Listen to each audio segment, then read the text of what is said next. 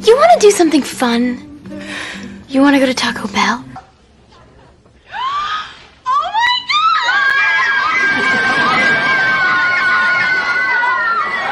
God! Endorphins make you happy.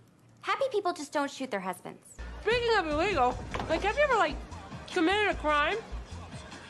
Yes. One time I stole red underwear from the department store. My mother wouldn't buy them for me. She said they were Satan's panties. Having a girls' night tonight. Girls' night? What does that entail? Well, you know, girls get together, hang out, share girl talk. I'm a girl. Come on. Girls' night, girls' night.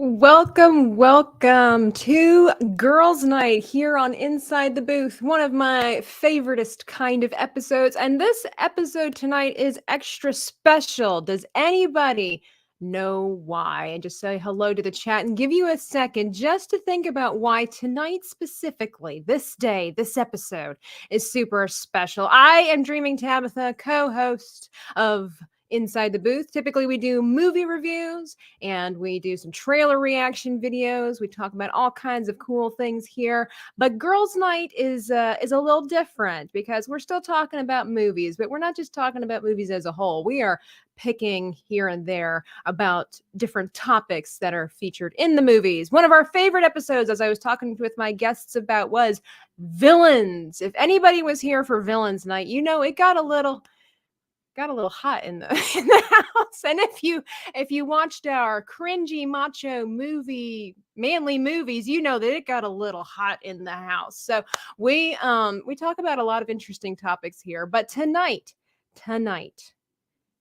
marks 1 year that Girls Night started here on Inside the Booth. So 1 year exactly, 1 year ago today, we started having Girls Night on Inside the Booth. And I feel like it's life-changing. I think it's made the channel better because there's just been too much testosterone around here and we just need to up it a little bit. But let me see. I'll say hello really quickly to the chat before we get on to what's the main topic of this evening.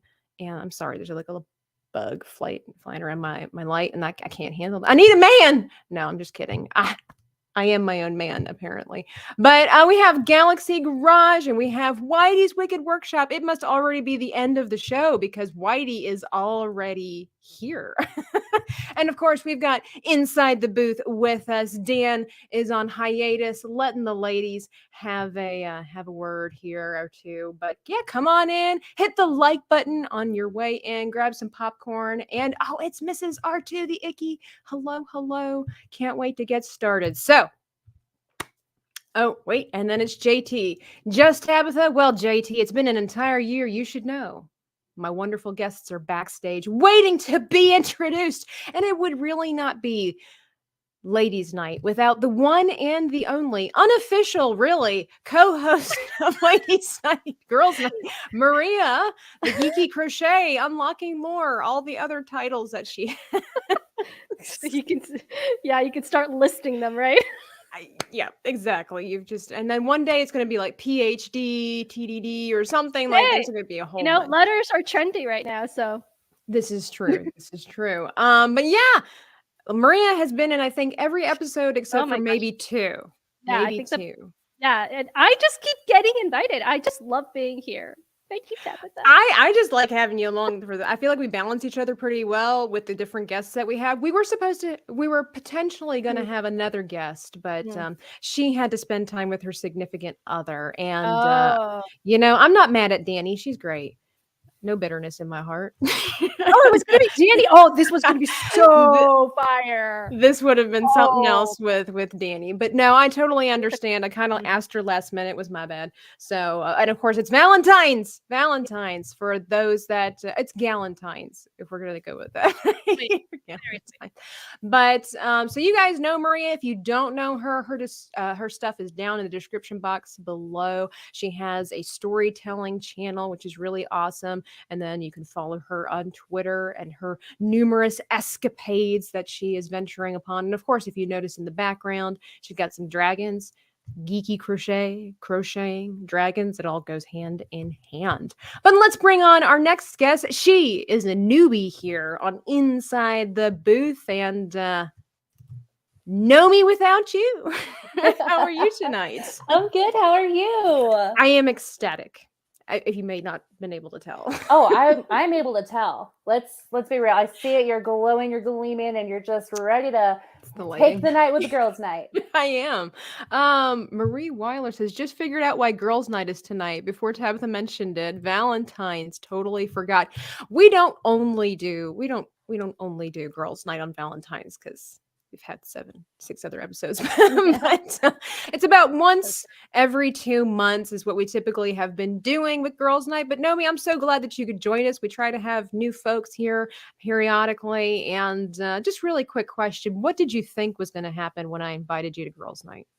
Honestly, I'm not sure. But if it's going to be girls' night, I know it's going to be talking about the men and the tea and the drama. So I live for this type of stuff. Well, we try not to make it like an episode of The Bachelor. It really just depends because like we've talked about, we talked about costumes and we've talked about Christmas movies that kids really should not be watching but are labeled as children's movies. So that's why it's not always about the dudes. But tonight, guys, if you haven't seen the thumbnail, tonight we are doing our top 3 best depictions that Hollywood has given us of knights in shining armor. And I just can't wait. We were already talking about rugby backstage and finding out a little bit more than Tabitha was ready to admit to. That just got me so by surprise, Tabitha. I mean, everybody knows that I like hockey, okay? But I seriously never thought that you liked rugby. Never. Wow. I do. I love all sports. I really do. Yeah. I'll be willing to watch me some curling, but rugby just ticks all the marks, in so many different ways.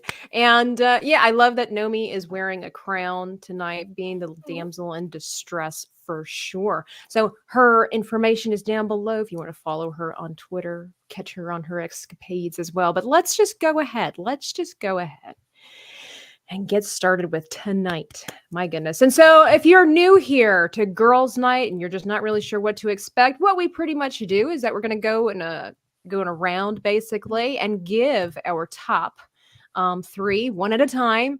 Danny got a little confused on James Bond night. It was so much fun. When we did, basically it was girls' night man edition that time. But we're going to go around this table and talk about our favorite knights in shining armor and why. And I am going to be going first. And so I guess I don't exactly have an order. I can't really say which one's the top 3 per se. It's really, really hard. But I'm going to go with this guy here first. Let me see if I can. Oh, there he is. Share him. Would be my man, Brendan. Oh. Brendan Fraser as a whole, but I mean like Rick O'Connell specifically. Yeah. Everybody that talks to me, they know that The Mummy is like my go-to film because it checks all the boxes. I love me some Rick O'Connell for sure.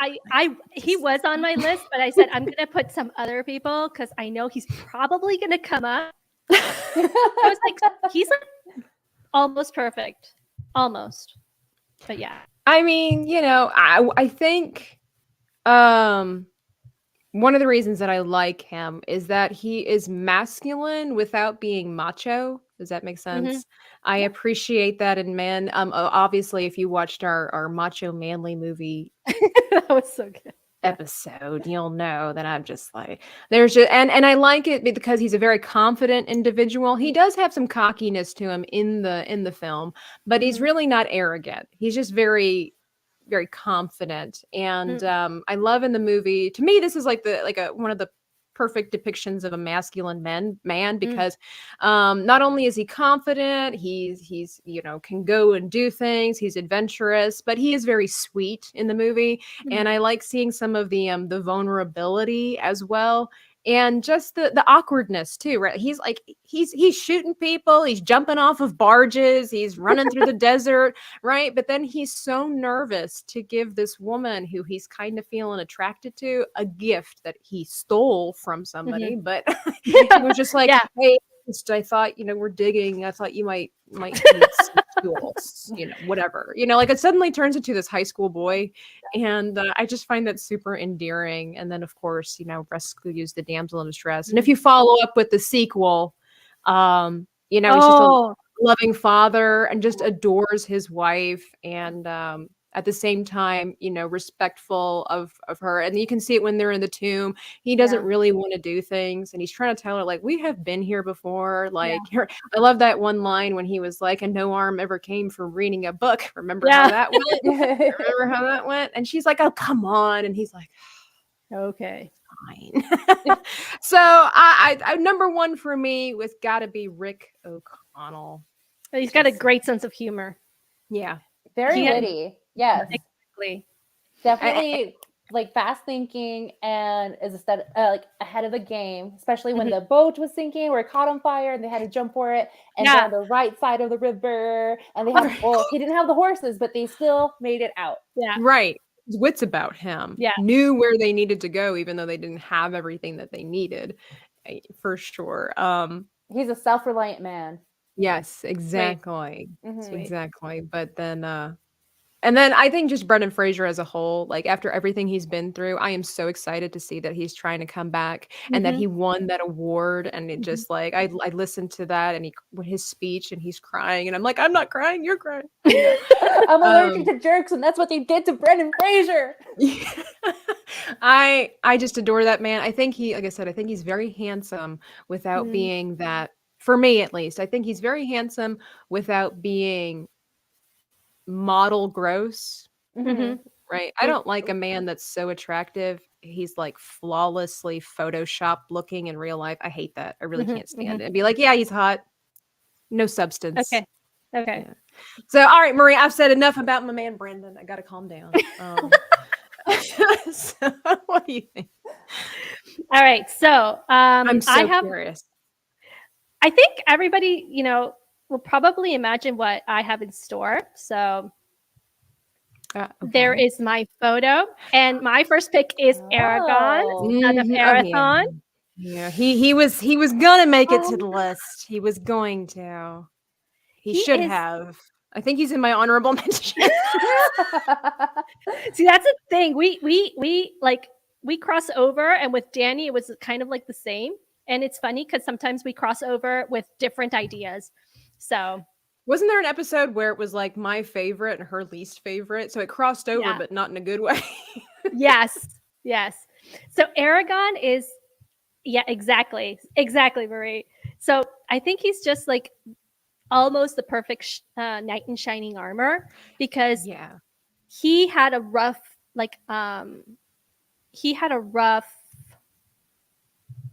beginning as Strider, but he was like so rough and tough, but at the same time he was so chivalrous, and he just goes, and he does what it takes to save somebody.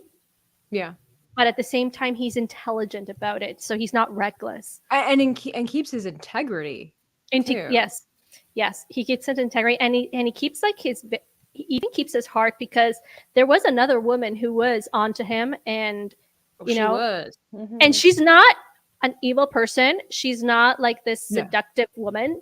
No, she was honestly, falling in love with his idea, not himself, and he made it clear to her. But he said, no, I have somebody already, and even though we may be apart for a long time because she's going somewhere else, no, I will always be loyal. And I'm like, oh, yes. And man, and when he's Strider, he's just so handsome. That rugged good looks. Yes. But just manly. Right, manly. And I think that was the brilliance behind Peter Jackson's choices for every individual character, and that there was this, even though he was rugged and dirty and stuff like that, he was still, because he was half elf, he still was somehow able to have some elegance to him, even under all that dirt and that grime. And I mean, Viggo Mortensen's just a phenomenal actor. Oh yeah, Anyway. absolutely. And yeah, Aragorn. So that's the thing. I honestly, I would probably, I'm just going to go ahead and say it. Probably out of everybody that I have, if I were to take emotion and preference and everything out of it, I would probably say that Aragorn is like tops, like really kind of epitome of knight. Like if you really think knight in shining armor, yeah, good choice, Maria. Good choice. Let me see here. So Nomi, it is time. Let me get your guy. Where is he? You sent me. Let's see. Guys, hear me out. I didn't know who it was, and I'm like, is that the guy with the mustache or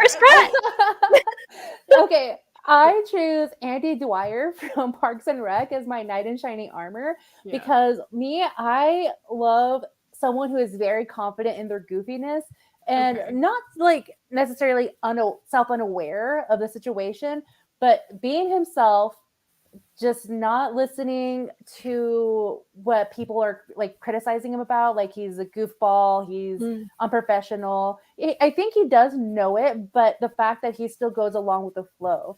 And when he develops this relationship with April, he puts his full heart into it and like getting her gifts and going on a like little cute like picnic date.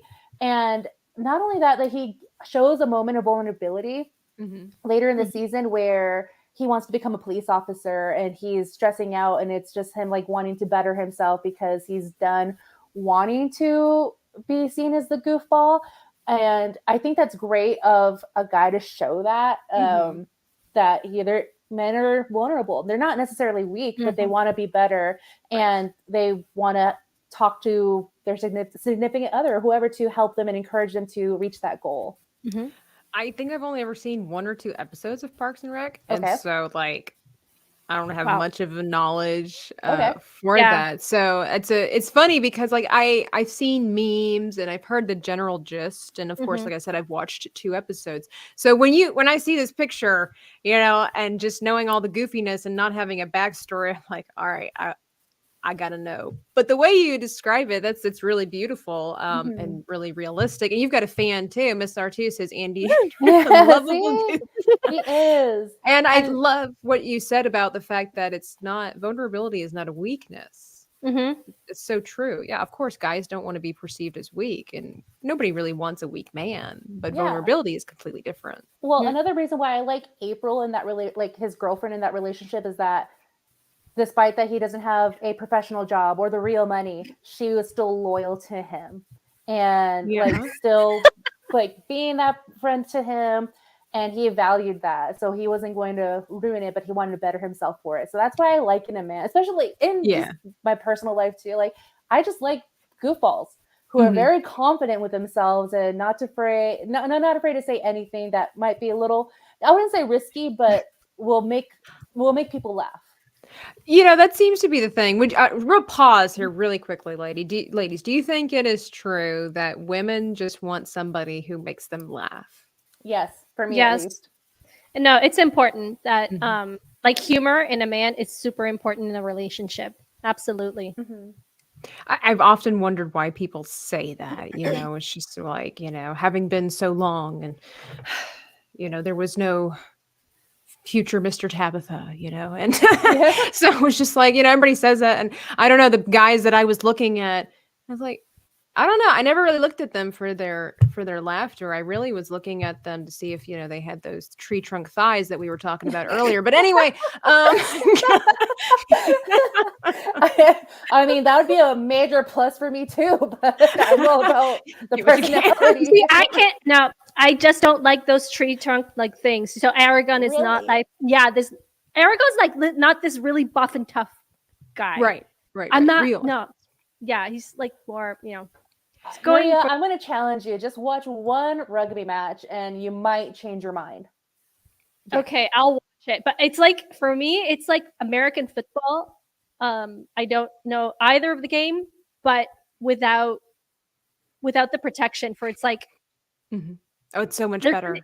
Yeah. They're like, they're gonna get hurt. It's like the watching point. a legal version of Braveheart take Yeah. place. Oh, And I dang. mean, like we said, girls, we're not trying to get all thirsty and whatnot, as they say. But I'm just saying, it's like there's something about a bunch of men aggressively beating each other up for a purpose. You're just sitting there watching and be like, let me get some popcorn. Yeah. They'd be like, if there was a woman involved, they were all Oh my fighting for gosh. it, make this sport even better. But that would be illegal. So Yeah. but R2 made Rice Krispie treats, and from across the room he said he Aw. licked them all. I Yes. laughed at the person next to me. Yeah. I remember this. I remember this scene, D, because I remember you said that with that, I knew this was my man. Mhm. So That is so I love it. I love it. Maybe one day we'll have to have Mrs. R2 and be like, so tell us all about R2's like little Please. secrets. So my next person, I don't know how he didn't really make it to number one. I think because I just pulled the images up. I really don't do this from first to last to first, all this kind of thing. But so I'm kind of on track with Maria, but at the same time, I'm not. And I'm telling you, this guy was my man crush. It was my first, number one, my first Hollywood crush. And probably that crush lasted for about, how old am I? A lot of years. I knew it. I knew you were gonna do that. I so knew it. I love me some Sean Bean. my And I know he's pretty much always the bad guy, but I just him. I knew when you said I'm on the line with Maria and you said rough and tough. I'm like, it's gotta be Boromir. I can't know. He is a little thicker than Aragon. Yeah. This is a good smile, a nice happy smile. It's true. Typically when we see Sean Bean, that is not the case. He's usually kind of sneaky, kind of wily, like in Patriot Games and stuff like that, and many other things. But he has been in a couple of shows and movies and I just don't know what it is about him. I can't say he's the most handsomest man around, for sure he's not, but there's just something about him where I'm just like, I just like to watch him be evil. He could have been on my villains list, but honestly, Sean Bean aside, but it's interesting because you find out that Sean Bean is a lot like Boromir in the gentleman. Now I know Boromir gets a bad rap. I understand that. He turned to the dark side in a moment of weakness. But really, when you read the books and you watch the movie and you have a better understanding of it all, I just think that there's no woman really mentioned, in his life, but I just can't help but think the length that he would go for his country, I cannot imagine what he would do for his significant other. And just seeing how he treated his little brother and how he treated his father, and again the great lengths that he would go, he's another one of those people where Peter Jackson did a great job of still somehow maintaining elegance with greasy hair and dirt, even though but he is. Yeah, right. I know it's weird. I'm not saying I was attracted to that. I'm just saying it's interesting how they were able to do that in these films. And I don't know, maybe it's just their accents or something like that. But he definitely had a more human quality, I think, than Aragon did in the film, which totally makes sense. I don't know if they planned that, if that was part of the process. I saw that, but I think Boromir was very much a gentleman, very chivalrous. I think he would have died protecting anybody. Yeah. And so, seeing that he gave his life for the hobbits makes me think he would have been a really great father. Again, would have treated a significant other with such dual loyalty. And just overall, oh, Nomi, I see it. I got distracted, but nice. So Boromir, I would have to put him, really, he should have been just on my top. I think he gets misrepresented. I guess I just kind of have a heart also for misrepresented dudes. But I could go on and for about him, but it's Maria's turn. So go ahead. Okay, so my next pick, sorry, gotta present it because you actually showed me. I saw that also. Yes, R2, you wooed her with your charming. But R2 has a really nice smile, though, too. He has really good sense of humor. So yeah, he does. He does. I met him a few weeks ago, and I was like, this guy is pretty funny. Yep. And yeah, same thing, witty humor and everything. I was like, man, I like it. We can hang. I like this guy. Yeah. All right, so I just All right. sent you, and you This actually is so funny. He's in the thumbnail. I don't even know who this guy is. Really? Okay, put him up. So this is my second pick. He is Prince Charming from the live-action Cinderella.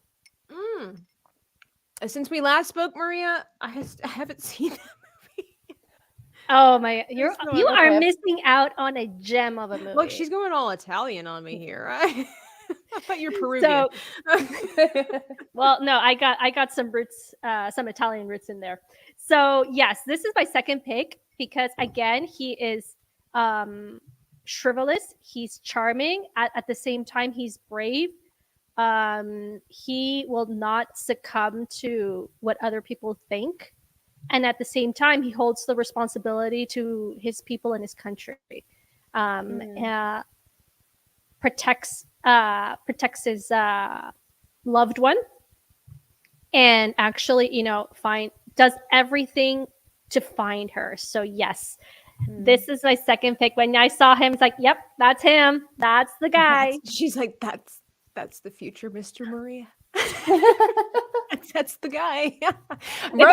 This is a sexist comment I will just throw out here. He's always disagreeing with the ladies when we have our ladies. Girls' night.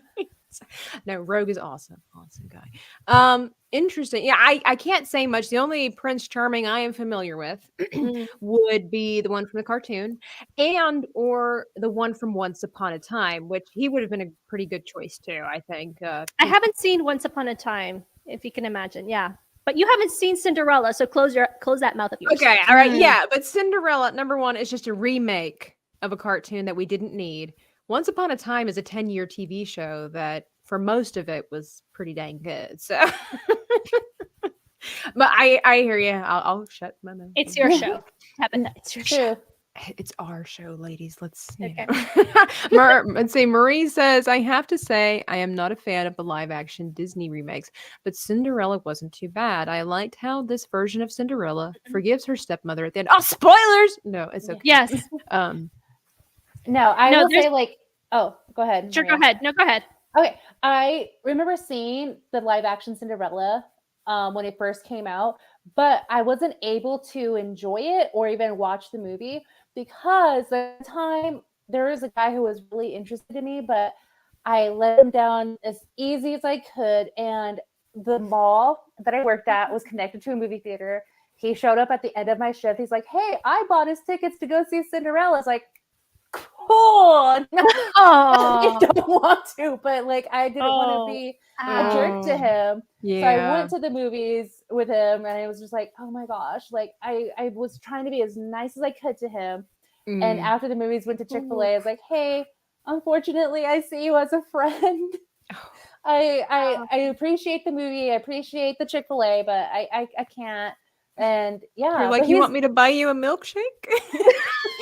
You want me to buy you a cookie? Just to make it go down a little easier? Yeah, but good story for him. He's actually married and he has a lovely wife. And I'm like, good for him. So there was a happy ending for him. And me, I'm still living the single life. But single life is a good life. There are a lot of perks to singleness. There is. And I was going to say the dynamic between the two about Cinderella and Prince Charming, or Kit, in this case, is they gave him a name. Good. Yeah, they gave him a name. Well, his nickname is Kit. But the dynamic between the two, and there's a beautiful scene between the father and the son, and I found it a gem. I'm not a really big fan of the remakes. I have to agree with Marie at that with that, but this one here, they did an amazing job. I keep hearing that even from other people. Like you said, a lot of people are sick and tired of remakes, but they actually did a really good job with Cinderella. So one day I'll have to check it out. One day. I haven't even seen Into the Woods, and I was really looking forward to that. So Into the Woods is really good. I just want to kind of mix it with Frozen and just be like Into the Woods, but anyway. So Nomi, you're next. I tried to find a decent picture of this particular character because the first few pictures that came up, I'm like, this is not. That's a little risky. It's not, No, they just were like aggressive, angry pictures from down here. So Oh. I found this one. I hope it's the right character. I Okay. typed in. Yes, it is. Is that the right guy? Okay, Yeah. I know the actor. I have no idea about this movie. Yeah.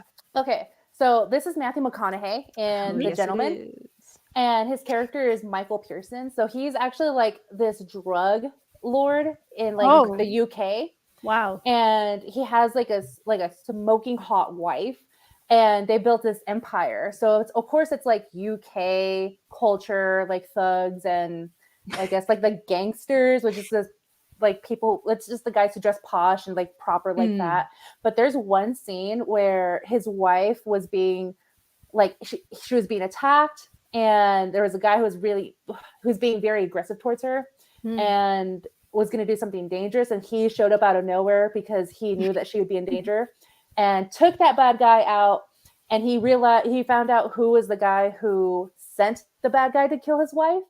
And he went after them, and he made this massive, I don't want to spoil a lot, but he made this massive event where these people who try to set up to killing his wife came over, and he's like, no, here's the thing. It's not about the money. It's the fact that someone put their hands on my wife. And I'm like, oh, yes! Like, I got the hands up. He's defending his wife. So that like really, I mean, Matthew McConaughey is an attractive man, but in that scene where he was defending her and he was genuinely upset that someone was going to kill her, that just opened my eyes like, wow, there are good men in the world, even though that he's a drug lord. But yeah.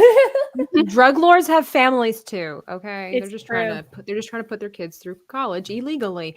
He says they say the same. What? They stay the same age. He stays. He the probably, same age? yeah. Matthew You mean McConaughey Matthew does not McConaughey? age. Yeah. I know he's like Natalie Portman. Like, what are they drinking? What are they? All right, Drugs, all right, apparently. all right. All right. I used to go to church with a guy who could do a spot-on Matthew McConaughey impersonation. I mean, but the guy just had that natural charisma and swagger anyway. So that was just who he was. So then when he would mimic, I have never, nor will I ever see the movie Magic Mike. I have no interest in that. And he apparently went and saw it. And apparently there's this line in this movie where Matthew McConaughey's character comes out and says something like, the law says that you can't touch this. And I see a lot of law breakers in this room. And, and so this guy, we be getting ready for worship. Oh my gosh, he said that line? But he didn't say it. We would be practicing. He just kind of look at us and be like, the laws. And just because we're up on the platform, I'm like, stop. This is the house of the Lord. He was talk like that. But he was so spot on with like the accent and the swagger and everything. He's like, I see a lot of lawbreakers in this room. I'm like, hopefully not. It's church. Oh my gosh. Okay. I'm gonna move on then to my third dude. So this is going to be a guy that I did not discover until Mrs. R2 and JT are just Yeah, they're laughing. just. I mean, how can you not? People are folks is folks wherever you go. What are you going to do? It was great. But anyway, this is a guy that I didn't know existed until this year. We actually did a movie review on a film this year, and it featured this guy. And so I don't have exactly personal connection. I don't have a personal connection with either one of them, but like Brendan Fraser and Sean Bean, we've been together for a really long time. They just don't know it.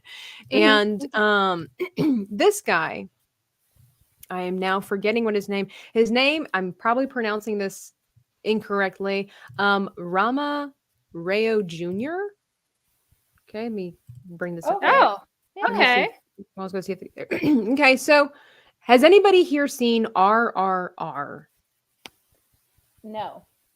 Okay. I'm going to JT and R2 have been recommending it to me a long time, and I still haven't been able to watch it. I mean, it was a movie that just kind of took the world by storm. It just exploded, and it is definitely an explosive kind of film. But this guy, so he plays, his character's name is Beam, if I'm not mistaken, not Bean, but Beam. And let me remove this here. So he getting all confused with my technology, but he's in this movie. So just a kind of a brief synopsis of the film. You've got these two guys, and it's basically a make-believe story based on two historical characters. And what if they're revolutionaries in India during the time the British were there? And the storyline is, what if they would have come together? What would have happened if those two would have met? And it's a really over-the-top film, but in this film, there's a lot of over the top kick butt action. And I mean, if you've ever seen, like, if you would couple together John Wick with Crouching Tiger, Hidden Dragon, Whoa, exactly. This is the film that you would get. Okay. It's the best way I could describe it without being quite as gory as John Wick, but still having some of that element there. Mrs. Artiza, those men are ripped. But so in this story, Beam, he's in the woods. I don't want to give away too much, but he's one of the more like the native folk, like as far as like living in the woods and stuff with his tribe people. And one of the members of his tribe, a young girl, I can't remember, I think it's his sister, gets kidnapped by the British, and she gets put into servitude. Well, slavery really, but servitude. And basically it's about revolution, rescuing his sister, and it's a 3-hour movie, so buckle up, ladies. You'll be there for a while, but totally worth it. And it's just, my gosh, this is like the epitome, I think, of manhood in most every extreme way that you can think of, because you have India shows like no mercy when it comes to masculinity on a healthy level. Okay. And on a ridiculous level. So you've got your uber macho manliness in this, where these dudes are jumping off of motorcycles, swinging motorcycles at people. Okay. Yeah, there's that. And wrestling with tigers, guns blazing everywhere. But in the midst of all this, number one, we have a jaunty little dance number. Love it. And then we also have Beam. He again, I don't really want to give too many spoilers, but there's a particular woman that he suddenly finds himself very attracted to, who he should not, if you will, by cultural standards. And just like Rick, O'Connell, he's a very confident, rugged man, but then he meets this woman, and suddenly it's like, I don't know how to talk to humans anymore. And he's just so bashful, and he's patriotic. Anybody here on Inside the Booth knows Tabitha's all about some patriotism. So he's patriotic, he's loving, he's a family man, he is courageous, and he's vulnerable, like we had talked about. He was willing to try to pursue this woman, even though the culture says he shouldn't, and maybe she might not, and there was a language barrier and all of this kind of stuff. And then, of course, like I said, the jaunty dance number. We love us a man who can dance, do we not? Yeah, no. I don't know what it is about dancing men. No, those Indians really dance. Huh? I love it. Yeah. Yes. Well, all of India is Bollywood, so every movie is going to have a dance number. And yeah, those movies can run to like 4 or 5 hours long, because it's the dialogue to it. Yeah.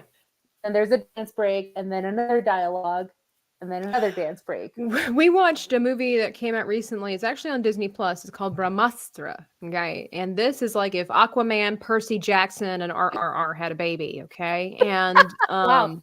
Yeah, the best way that I could describe this movie is that it is a music video movie.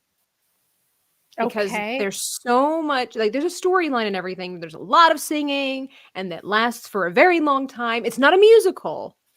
Okay. I don't know how else to explain it. It's not quite a musical like Sound of Music, but it's definitely a music video movie. Yeah. No, yeah, absolutely. So, but Beam or Rama Rayo, if I'm pronouncing that correctly, he definitely makes it to the list. If you watch this movie, like I said, for me, he's not the most attractive man, right? He's not like this uber gorgeous person, but man, I just can't help but kind of fall in love with him a little bit, because he's just so sweet, but so hearty, so masculine, but loving. And it's just like, and he's kind of thick too. So, so that doesn't hurt. I know. Oh man, terrible. I apparently have a type, which is so funny, because I don't think any of my Hollywood crushes really fit that description. Nim, this is really difficult for me right now because I have two like right tied, like super tied, and I don't know which one to go for because one has like the same stereotype of Prince Charming and that, and the other one's completely different, but at the same time they're so tied. So what do you guys think? Should I go for the dang man? What should I do? I am so There's always honorable mentions, you know. True. but these are not honorable mentions. These are top star. Okay, fine. I'm gonna go for the complete tiebreaker. Okay. Trust me, their hearts won't be broken. They don't know we exist. That's okay. Okay. All right. So I will choose this guy here. Okay. Let me. And who? I don't. Who is this? Exactly. All right. So that's a dude, right? It's a dude. So okay, just check. I present to you Rurouni Kenshi. He is based on an anime, but they did a really fantastic job of a live action film. Okay, so, I hear that's really difficult to do. So it's really hard, but this is a Japanese production. So I recently saw the movie like last weekend. It was a bit gory. It was the 2021 version, but I wanted to see the 2012 actually. That is basically after like his past. So I saw his past movie, you could say, the movie of his past. So he is like a samurai who was super duper like he was a genius. Let's put it this way. Okay. A killing machine. Okay. And at one point he falls in love with this girl who he and spoilers alert if anybody wants to go, he falls in love with a girl who wanted revenge of her fiance who he killed and he didn't know about. Yes. But they both fall in love and she dies for him.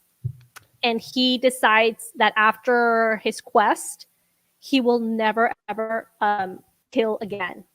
So why do I like him? And I put him up here along with my other one, which I'm heartbroken. I'm so If you want, Maria, you can take a little bit more time because I want to see your second person. Yeah, I am curious to know. Yeah, I want to know. Okay, I understand. I'll put him down. Breathe deeply. That's okay. I'm looking up for the last photo of mine. Into the nose and then out the mouth, like deep breath, like deep breath. Deep breath. You got him. Okay. Who is this? Colin Firth. Oh, Mr. Darcy. Yeah. I was wondering if a Mr. Darcy would make his appearance somewhere. Any version of Mr. Darcy, because there's like 17 of them. No.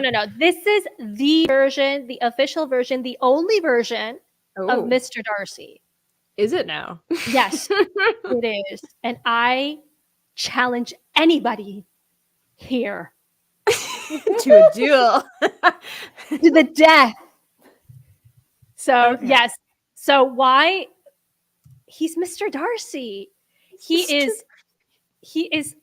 frivolous. He is handsome. He is perfect. He is prideful, but at the same time. Well, that sounds like a flaw to me. Yeah. He then learns humility from her. Thank you, Teresa. Yeah. So hey, she had Alan Rickman and Boromir like pictures on her stream, and I'm like, I've got to pop in. So I was already like getting hyped up for the show, watching her stream before we even. So Mrs. Artu's like, dang, Marie will fight you. She will cut you if you say there's any other Mr. Darcy. There is no other Mr. Darcy out on there. I mean, I really like the one that Keira Knightley was in. I liked that Mr. Darcy. Yeah, I was gonna say, but Maria's like, no. She is going to cut me deep. Jeez, it's a good thing that we are on the internet. Like, number one, there's witnesses, and secondly, she can't reach you. So. Yeah. How do you know that? Dang, now I'm even more scared. So let's just go ahead and show Nomi's last top 3 here. And I love the choice. I myself may have had a little bit of a crush on so and so when I was younger, but not as much as Boromir. So go ahead, talk to us about him. Well, because like backstage, we asked like, are cartoon knight in shining armors available? And you're like, anything's possible. Then I'm going with Prince Philip. Yes, he was my favorite Disney prince for sure. Dude, he is my favorite Disney prince for sure because it was hard because I had to choose him over Beast from Beauty and the Beast. Oh, and that was so hard because Beauty and the Beast was my favorite movie growing up. Yeah. And I mean, despite that, it was Stockholm Syndrome, but like, technically it wasn't because she wasn't kidnapped. Oh, that's right. She stayed voluntarily. She voluntarily stayed. Yes. So, okay. Fair enough. But he like, that's why I like both of them because they fought for the girl. Like Beast took on the wolf pack and he still opened up to her, like even being hard and cold as he was, but she took care of him. And Prince Philip, he just fell in love with who Aurora was in the forest, being herself, singing out loud, and he still fell in love with her, and that she fell into a deep sleep and he was willing to fight for her to get her back. And that's what I want in just general life, someone to fight for me, that knowing that I will be worth it. Okay, well, here, Nomi, are you putting yourself in dangerous situation? Ooh, I should probably do that. She's like, hang on a second. You're onto something. That could be your other YouTube channel. Can Nomi find a man? She's walking into the middle of traffic. Walk with me. I need a into hero. a shark blind face. I want a hero. Right. Yeah. Holding up for a hero till the end of the night. Yeah. Maybe that's what I need to do. Someone did point out, like, maybe if you change your name from Nomi without you to Nomi with you, you might have, won't draw off the guys. I'm like, you know what? I didn't think about that. I just liked it because it just kind of went together. I was going to ask you about your name, like what exactly inspired it, and it's just a middle school name. Someone asked me, like, who were you mad when you made that handle? It's like, I wasn't mad at anybody. There's a band that I listened to growing up, and their name was Me Without You. So my nickname is Nomi, so I just put the two together. Oh, and nice. that was how That's a handle was born. I love hearing how people's handles come around because some of them are absolutely ridiculous, some of them are funny, some of them are cute.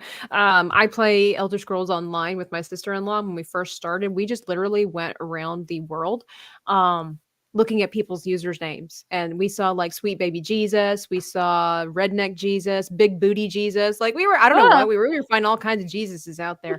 And maybe I should change my handle to the word Israel, the country, and just put the Thirst Israel. Oh wow. Yeah, but I don't know if I'll that get sounds anything. like a good first book title in a series. The First Israel, like it just I'm intrigued now. I'm like, and then Israel is the promised land, so or it could be a metaphor. But there's only me. There's only one.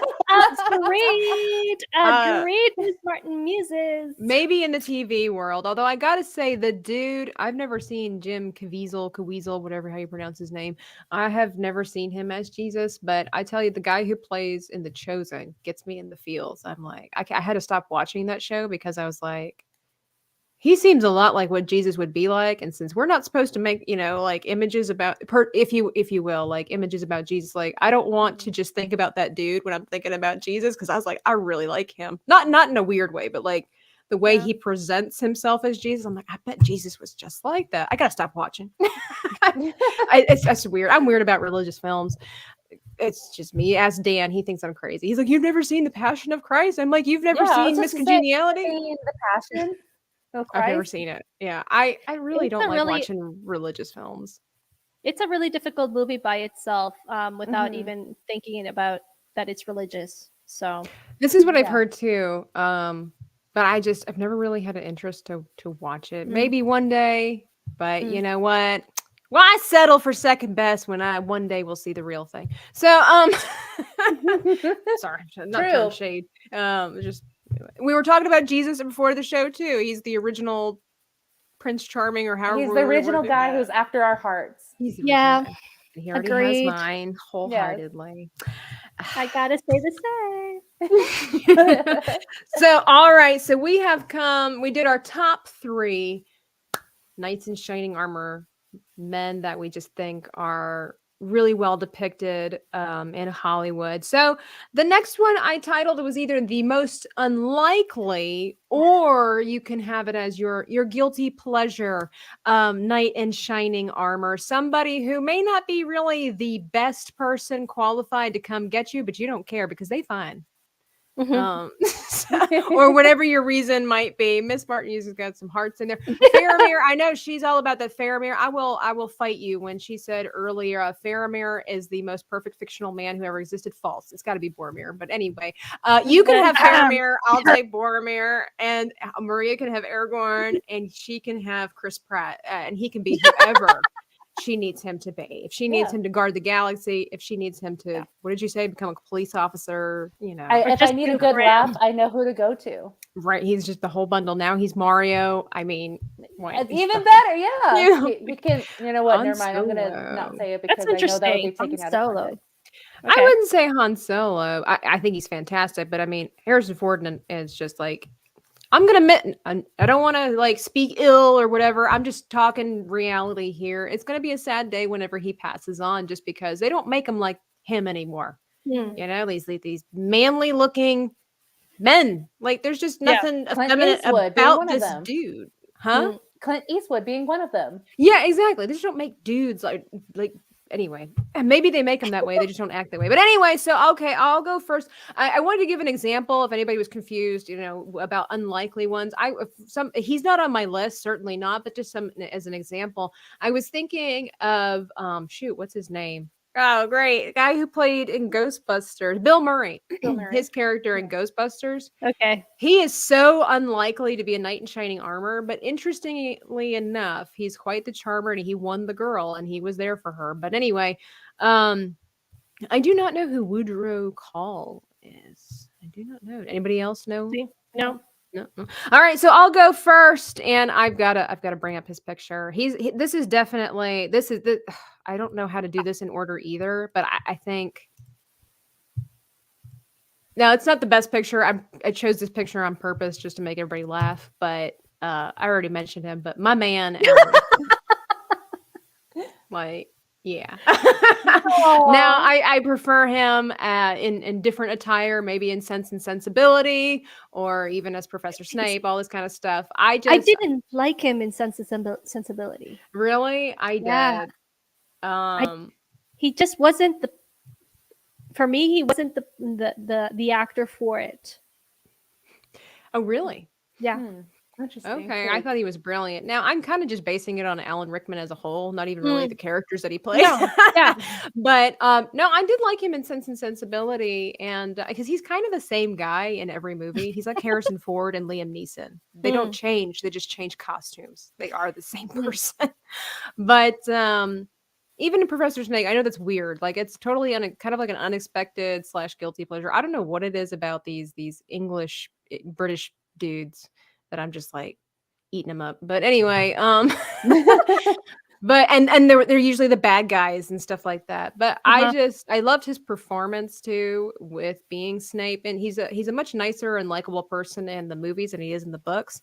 But just that twist, the great lengths that he would go to protect. He didn't really protect somebody that he loved, but he protected somebody that was important to the person that he loved. He was so selfless in doing that. It could have been so easy for him to go this way or that way. And again, it's just kind of like a guilty pleasure anyway. It's the voice, honestly. I think it's really more the voice than it is the person himself. Because again, he's not really that attractive of a man, in my opinion. I don't think he's butt face ugly, but he's definitely not hot. Let me put it that way. I'm not much of a hot guy person anyway. That's just, I just find that frivolous, but his voice, man. Oh, he has a beautiful voice. He did not read enough Audible book, like audiobooks while he was here. I have like pretty much all of the ones that he read on my Audibles. And I'm like, oh, we want more. But anyway, that would be my first one. Okay. Fair. I thought it was about villains. So You thought it was about villains? Yeah, I thought it was like guilty pleasures. It's like not. It's like villains. I'm like, well, okay. Well, Right. let's go for this one, the first one here. And we have a Anakin Skywalker. Okay. My. Yeah. So, again, he is a protector, but he kind of went kind of off. He was trying to be a knight in shining armor, wasn't he? He was trying. He really did love his wife, but he did keep some secrets, and he wasn't honest. So he tried to have it all, and well, he gave himself up to the dark side because of that. So this would be, I tried to knight in shining armor. Right. So, Okay. unlike, I mean, he had good intentions. He was manipulated, is my thing. But yeah, so I see where you're coming from. Knight in shining armor. He loved Padme. Yeah. And when he died. So I mean, I would hope that my life partner, husband, whatever, boyfriend would, kill young Padawans just for the sake of it. But no, not really. I don't want that. But maybe just, I don't know. The truth comes out on girls. I just want a man who would slay children for me. But listen, maybe just like punch Reword the wall. it. Right, Maybe right. go punch the wall there. Right. Punch the Right. wall. But yeah, like I said, good intentions, but yeah, he was Yes. manipulated. yeah.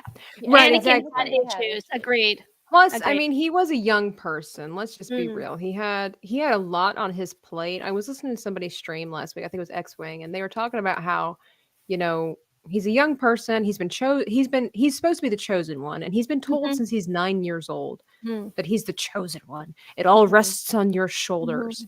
Meanwhile, he's just happy he's not a slave and wants to live a happy life, doing good things and being with his wife. And now he's going to be a father. But he's not allowed to be a father, and he's not allowed to be a husband, and he's not even allowed to continue gaining rank in his job, if you will. So there is a lot going on there. And with him being such a young man, I could see where she says he viewed his love as a possession.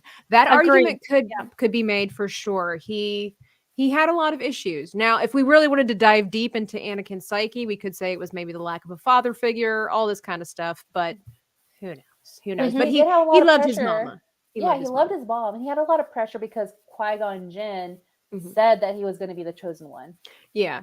And then everybody else was like, you're the chosen one. So what if you don't want to be the chosen? It's basically, Anakin Skywalker is basically like Jasmine or any other princess story where they're like, you have to get married and you have to do this. You're not allowed to do this. And they really just want to go outside the castle walls and have a picnic for a day. Yeah. Pretty much. Now, my question, and I have thought of this, is so the prophecy was to bring balance to the Force. And what is balance? Oh, we're gonna have to have another girls' night talking about that. What is balance? What is balance? Because then he ended up having 2 Jedis, or probably 3. Well, Ahsoka wasn't a Jedi anymore, but 2 Jedis and 2 Siths. So. Oh, I see where you're coming from on that. Yeah.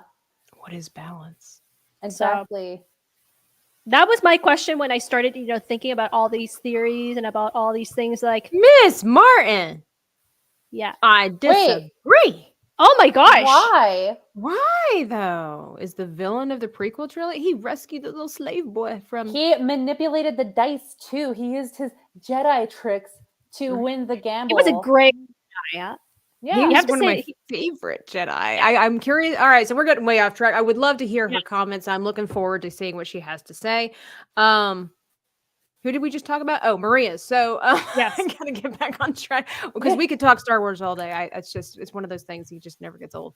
But let's see. So I have no idea who this is, and I'm like, Nomi, you got some splaining to do. Okay.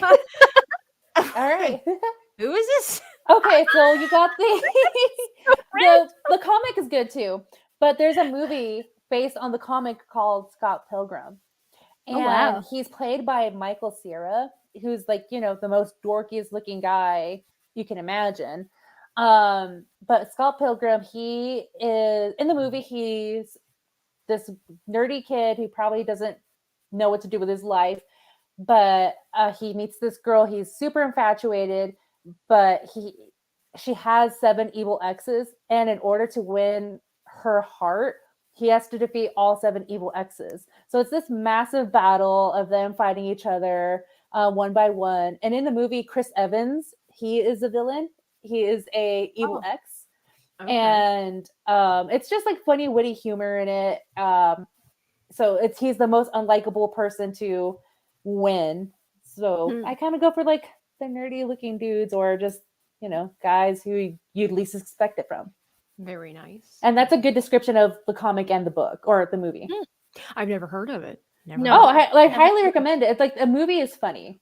It's very funny. And I'll have to send you a clip, because there's one where it's funny, hilarious, and hello. Mary. She's just so calmly, hello. Miss Martin says he wouldn't listen to others. He knew what nobody else did. What did he know? Pride. Got his butt impaled, and guilt tripped Obi-Wan to train Anakin against his better judgment. Oh, man. You see, I have to disagree with you, Miss Martin, because he was following the life force. That's why I call him a great Jedi. So he was trying to do what was best, and he actually did believe in the prophecy, but a prophecy that probably was malinterpreted. So you're saying that maybe Qui-Gon had the best intentions, but may have had a misunderstanding, and maybe they all had a misunderstanding. And actually, Yoda posed that question. It's like, did we interpret the prophecy correctly?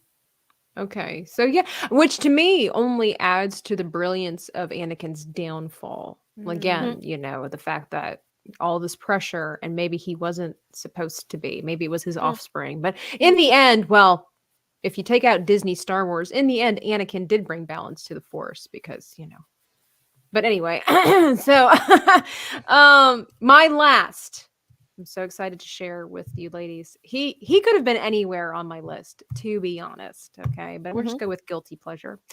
He's not really the best person to come rescue you, but I wouldn't be mad. Okay.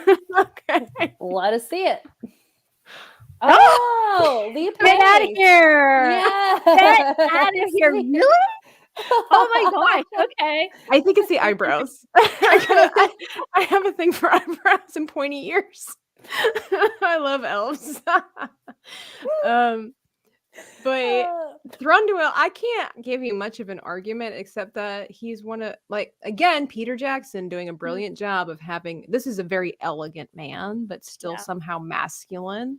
But definitely more on the scale of elegance, obviously, because he's being the king and he's an elf, but definitely on this upper scale of elegance, but somehow still manly. And I'm just telling you that his facial expressions, and I don't dig guys with long hair, but you notice pretty much everybody I've listed has long hair, but I could just kind of stare at him all day just because he's so pretty.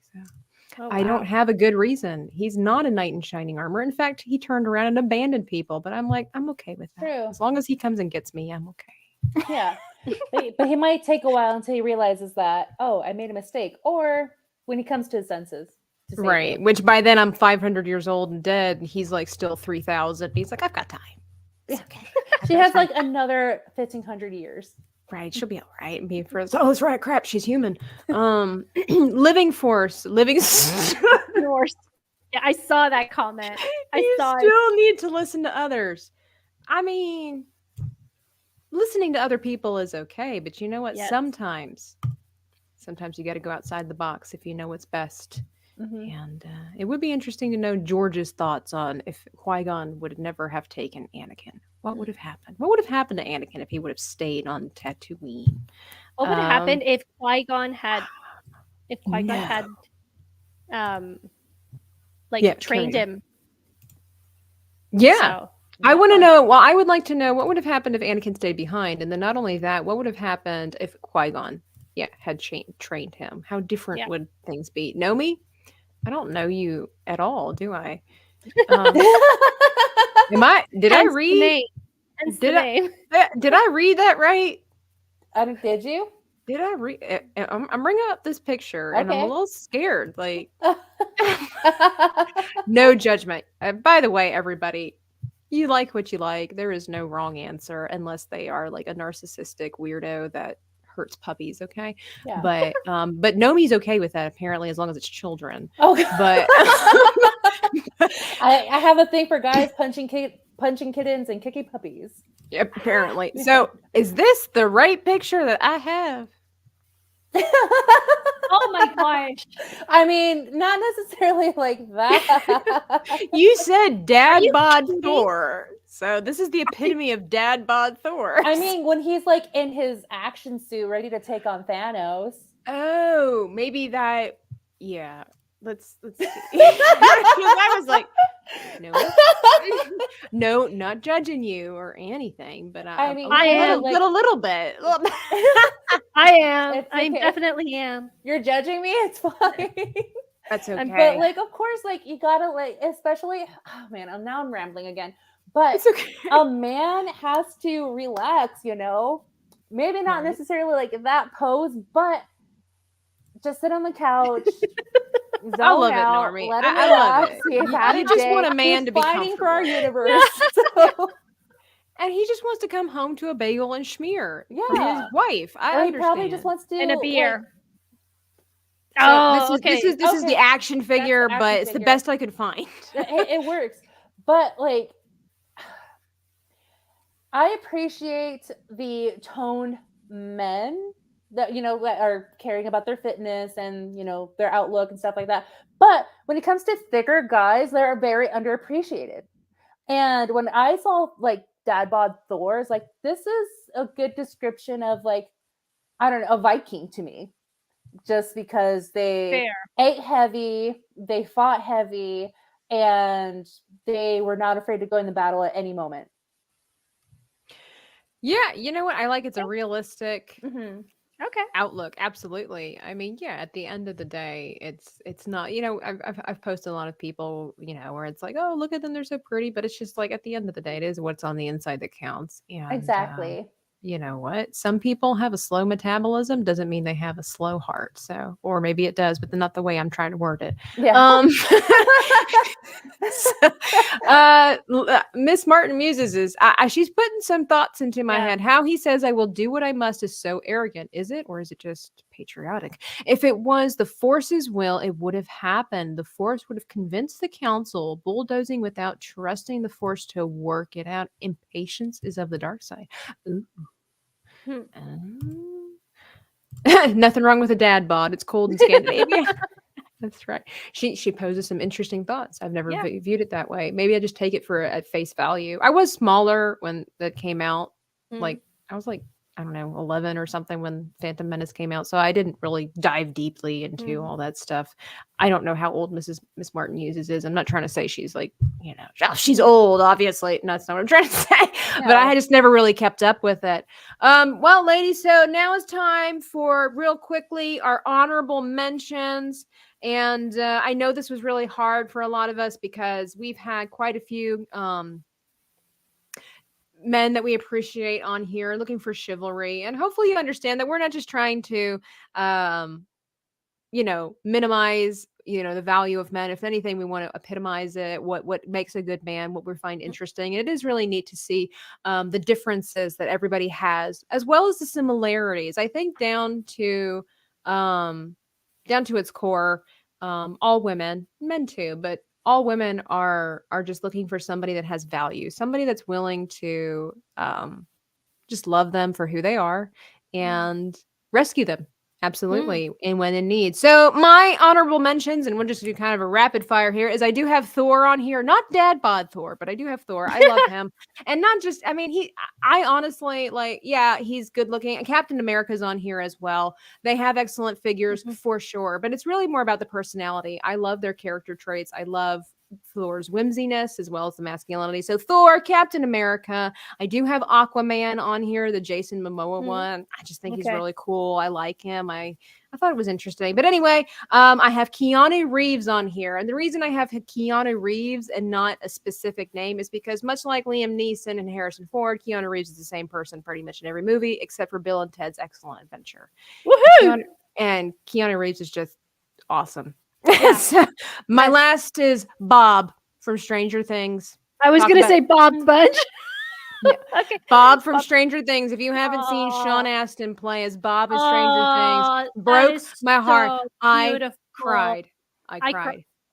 That was such a beautiful character. They did him wrong. And honestly, after Bob, I stopped watching. After what they did to Barb and after what they did to Bob, I was like, I can't do it anymore. They're just gonna kill off somebody else that I love. But they do Bob it with all the characters that start with B. I don't know, but he was good people. Bob deserved better. Yeah. That would have been a man that I would have been happy to bring home to my parents and been like, this is the man I'm gonna marry. Genuine guy, loves her family. Yeah. Like, fought for super the sweet family. Yeah. Sacrificed himself. I know. For the family. Yeah. That was him. So, all right, Maria, what are your rapid fire honorable mentions? So I have 3. Well, the first one is Faramir. Thank you. He is fantastic. I will. So say. yeah, Faramir is my guy over Boromir any day because yes, I'm sorry, I'm not into boorish people. I don't like boorish characters. Boromir was boorish and reckless. He was a protector. Yes, I agree.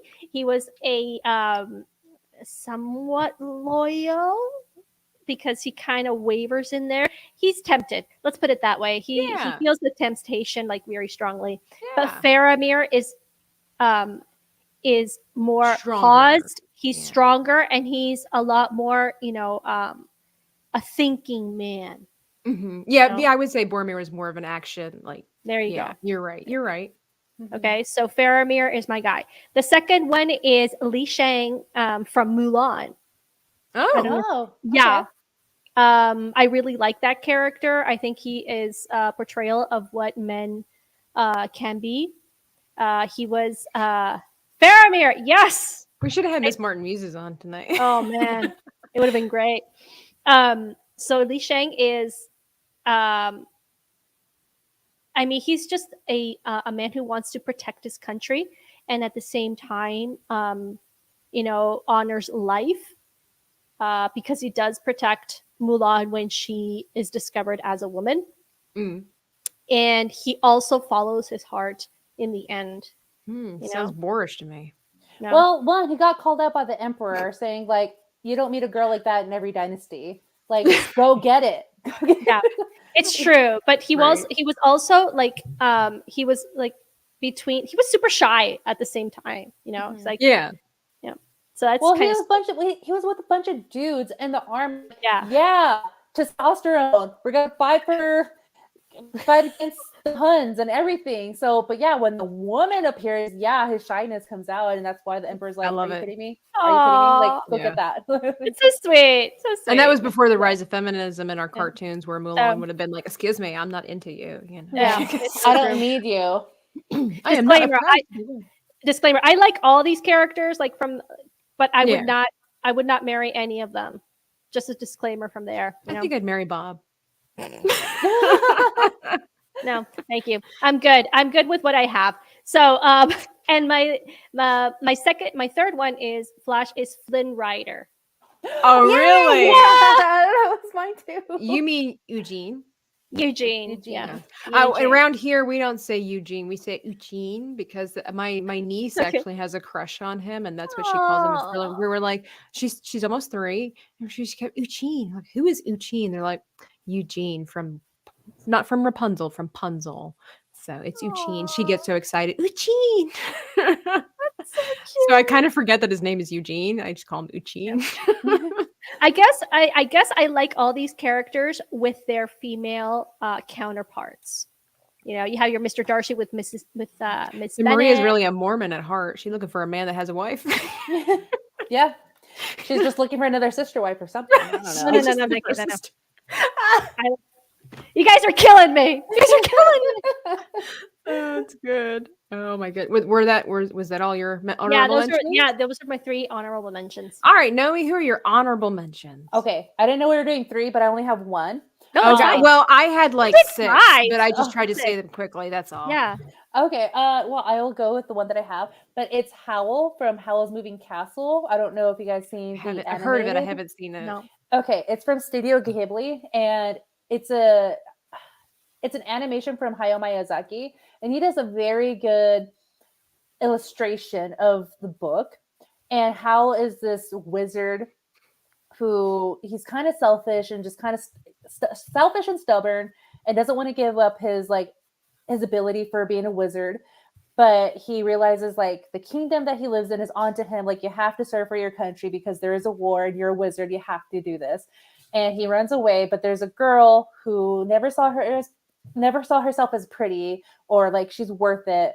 But he saw past it, and even though she was cursed as looking as an older, like elderly woman. He was able to see that. He still saw like the beautiful person that she was, and he laid down his pride. He gave up his stubbornness. He stopped running away, and he fought for her and just trying to stop the war from eliminating the country that they were living in. So I don't know, like even just the animation of like who he is. I don't know if you're able to. I don't know. I want to share like what he looks like. Howl's what? Howl's Moving Castle. If not, it's okay. But yeah, a 2004 movie. It is, and then the English dub of it, it's Christian Bale as the voice actor, and he does a great job playing Howl. You know, I've seen those, like the GIFs. I've seen the images. I'm assuming it's a dude. Oh, okay. Yeah, that's him. So yeah, so the GIFs and everything, that's Howl from Howl's Moving Castle, and I would highly recommend it, especially if you're a Christian Bale fan. He does a great, like, calm, loving voice, and there's one where he's kind of scary looking, but he has that Batman voice that comes out of it. Yeah. You can't even save yourself. I hate that so much. Really? You hate it? Okay, then never mind. It's not. No, I mean like Christian Bale's Batman. So, oh, you don't like Christian Bale's Batman? Worst Batman ever for me. Well, okay, but between Ben Affleck, it would be the worst, and then it would be Christian Bale. I cannot stand the ridiculous voice change.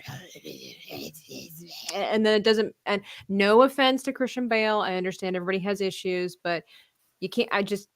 I'm going to be real petty right here. You can't be Batman and have a lisp, okay? Right. Ouch. And so okay, I'm very bad at hearing lisps from people, so I didn't even see. And that, or I don't know if it's so much a lisp, maybe. And again, no disrespect to people who have speech impediments. It's just one of those things when you're seeing your superheroes, and he was like Alfred. I'm like, there's no W in Alfred.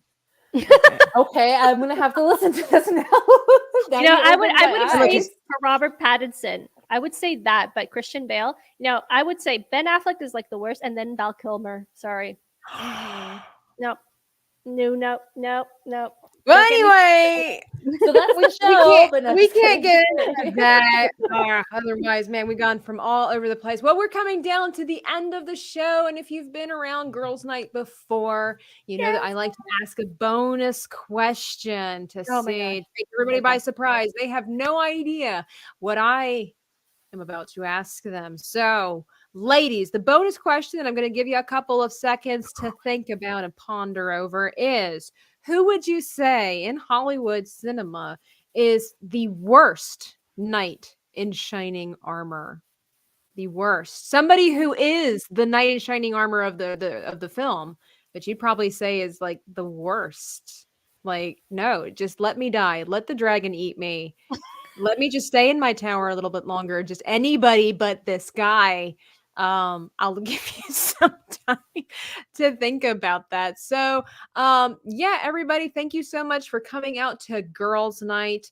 We always have a lot of fun here. Probably sometimes we have a little bit of too much fun, But honestly, it's always been great. Thank you so much for your support. Again, be sure to hit that like button. And if you're new around here and you've enjoyed it thus far, hit the subscribe button and ring the notification bell so you get updated on all of our upcoming events. We go live every Sunday and Tuesday, 9 p.m. Eastern Standard Time.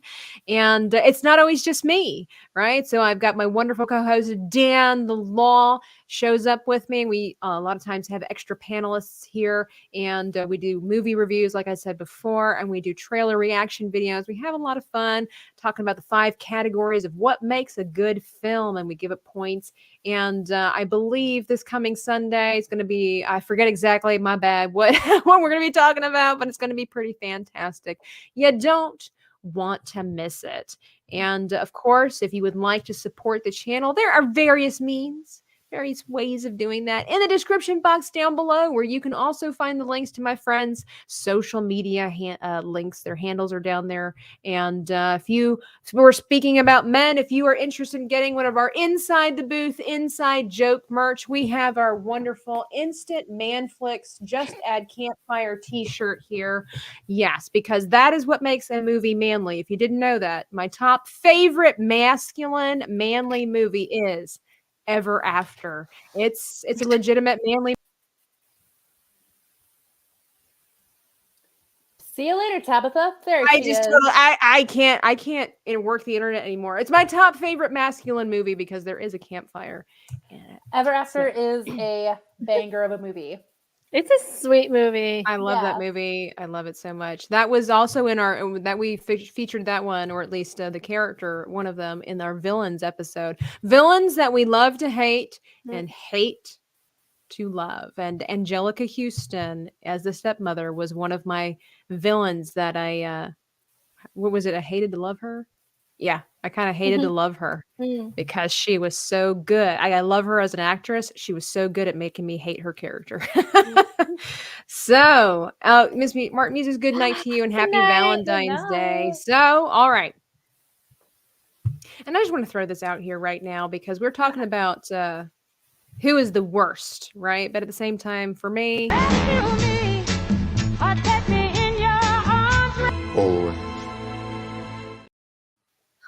throw that out there. Now, I'm going to go backwards. This is what I typically do. So, Nomi, starting with you, who would you say for you is probably one of the worst knights in shining armor? As close as we go? I'm so glad you asked me this because I don't know what you guys take on this, but She's got all like these hand motions. Let me tell you.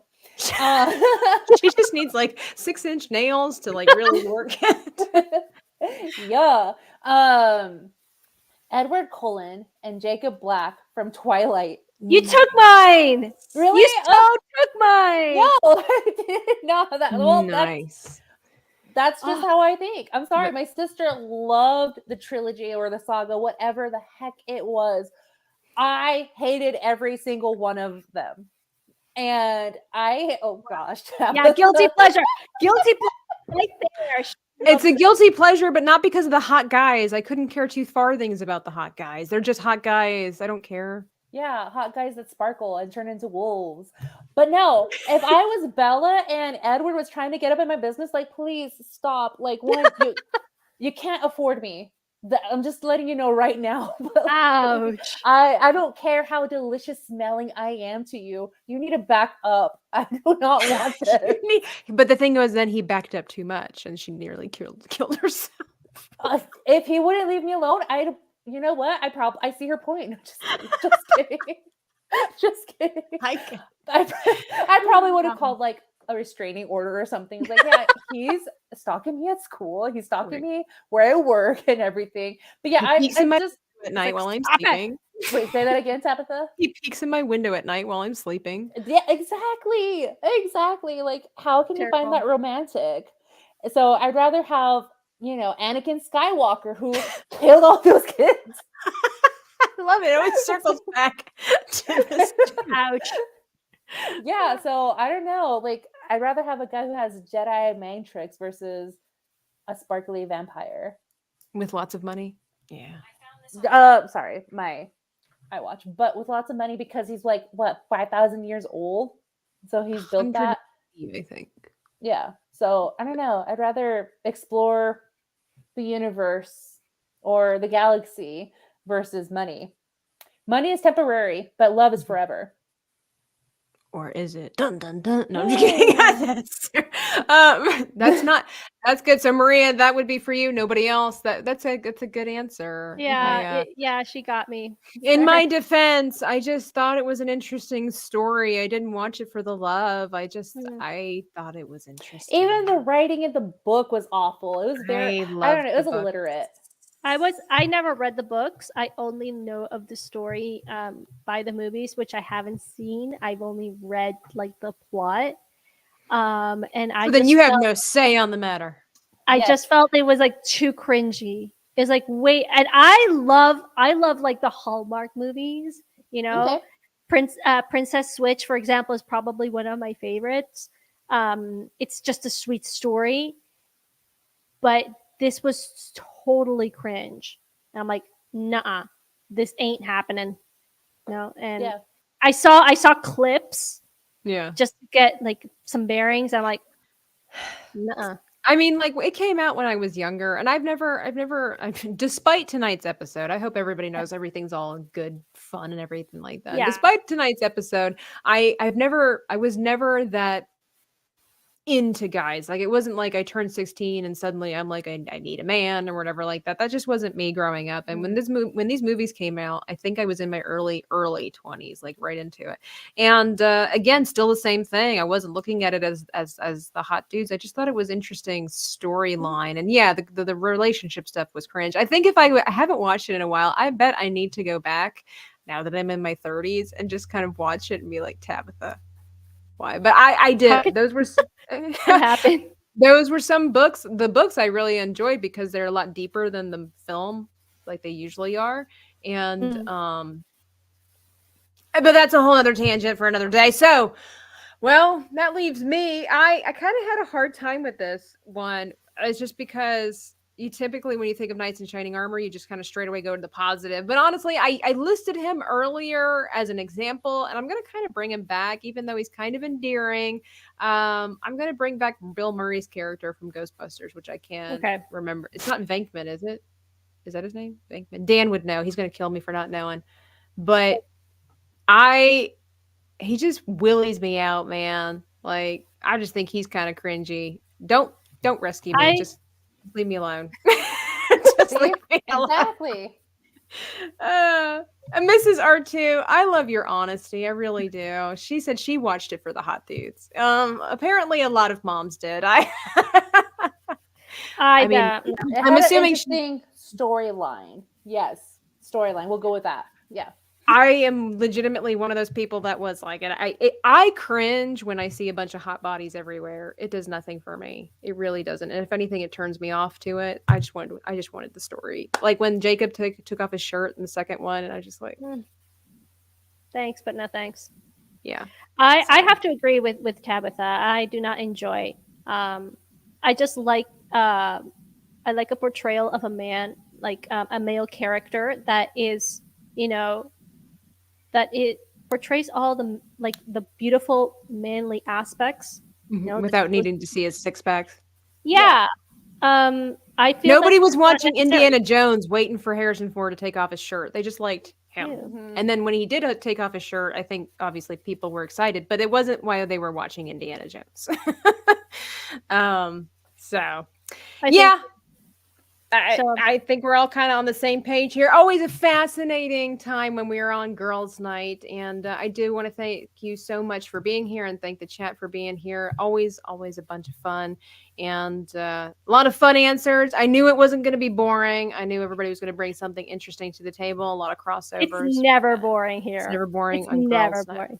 So, but I will see you all backstage. I just want to say thank you again to our wonderful viewers and hope you all have a wonderful Valentine's Day. And, you know, to end it on kind of a sappy religious note, just letting you know that if you are alone on Valentine's, it's really not a big deal. The world has made it into a much bigger deal. You're just as significant and important, special, wonderful, and loved today as you were yesterday single, and you will be tomorrow single. Do not put that pressure on you that you are somehow less significant to this world because you had dinner by yourself tonight. So not true. Jesus loves you. A lot of people do. And true love isn't just having a bunch of hormones running around in circles. It's really about people that care about you and hope that you're doing well every single day of your life, not just the one day of your life. So that being said, be well. And if you are married and have a significant other, treat them right, okay? Because that's just how you need to be. Have a good night. Try not to ogle my caboose as I walk away.